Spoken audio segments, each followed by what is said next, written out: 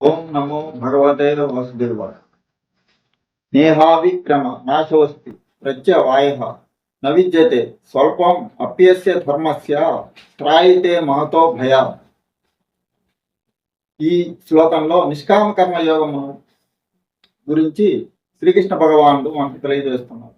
నిష్కామ కర్మయోగమును ప్రారంభించినతో దానికి అన్నిటికీ బీజనాశనము లేదు, దానికి విపరీతమైన ఫలితాలు కూడా ఉండవు. ఈ నిష్కామ కర్మయోగం ఏ కొంచెం సాధన చేసినను అది జన్మ మృత్యు మహాభయం నుంచి కాపాడుతుంది.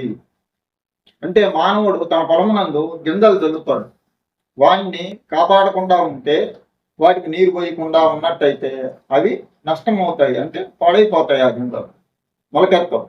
కానీ ఈ నిష్కామ కర్మయోగాన్ని ఆరంభించిన మానవుడు దాన్ని పూర్తి చేయకుండా మధ్యలో శరీరాన్ని వదిలివేసినప్పటికీ ఆ సాధన వృధా కాదు. ఆ సాధన ఫలితాలు మానవుని అంతఃకరణమందు స్థిరమై మరొక జన్మయందు మరలా అతన్ని సాధనలో నిమగ్నమై ఉండేటట్టు చేస్తాడు.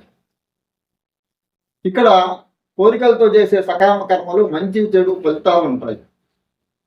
నిష్కామ కర్మయోగంలో ఫలితం మీద కోరిక లేదు కాబట్టి విపరీతమైన ఫలితాలు ఉండవు. వివేకంతో కూడిన ఈ కర్మాచరణము వలన మహాభయం నుండి జీవుని కాపాడుతుంది.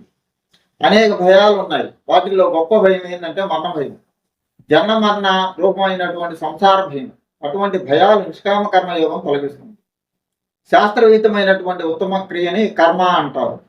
మమతాశక్తులు, కామక్రోధాలు, లోభమోహాలు మొదలైనవి లేకుండా ఈ కర్తవ్య కర్మలను అనుసరించడమే కర్మయోగము అంటారు. అంటే అదే నిష్కామ కర్మ. చిన్న నిప్పురవ్వ ఒక మహారణ్యాన్ని భస్మం చేస్తుంది, చిన్న ఓడ విశాల సముద్రాన్ని దాటిస్తుంది. అట్లనే ఈ పారమార్థిక సాధన కొంతైనను ఘోర సంసార విపత్తు మనల్ని కాపాడుతుంది. కాబట్టి సాధకులు దిగులు పడాల్సిన పని లేదు. పూర్ణ స్థితి, ఆత్మస్థితికి మొట్టమొదట పొందలేకపోయినప్పటికీ తమ సాధన విడువకుండా చేస్తూ ఉండాలి. అది చిన్న పూజ కావచ్చు, చిన్న మంత్రం కావచ్చు, ఏదైనా పుణ్యకార్యం. దాన్ని గట్టిగా పట్టుకొని దాన్ని పరిపూర్ణమైనటువంటి విశ్వాసంతో దాన్ని ఆచరిస్తూ ఉంటే క్రమంగా అదే సంసార సాగరం అనేటువంటి నుండి మనల్ని రక్షిస్తుంది. ఔషధం కొద్దిగా అయినప్పటికీ చక్కగా సేవించినట్టయితే భయంకర రోగాన్ని తగ్గిస్తుంది. కాబట్టి చిన్న కార్యమైనా పెద్ద బుద్ధితో చేయాలి. కొంతమంది ఏమంటారంటే, మా బోటి సామాన్యులు నిరంతర సాధన చేయలేము, అందువల్ల మేము ధర్మాలు ఆచరించలేము, తపస్సు చేయలేము, కాబట్టి మేము ఇటువంటి కార్యక్రమాలన్నీ చేయలేమని కొంతమంది అంటారు.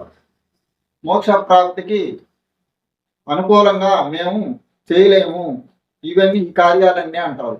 అటువంటి వారు ఈ నిష్కామ కర్మయోగమును కొంతవరకైనా సరే దాన్ని ఆచరించినట్టయితే వాళ్ళు 100 విముక్తులు అవుతారు, క్రమంగా మోక్ష ప్రాప్తికి అర్హులవుతారన్నమాట.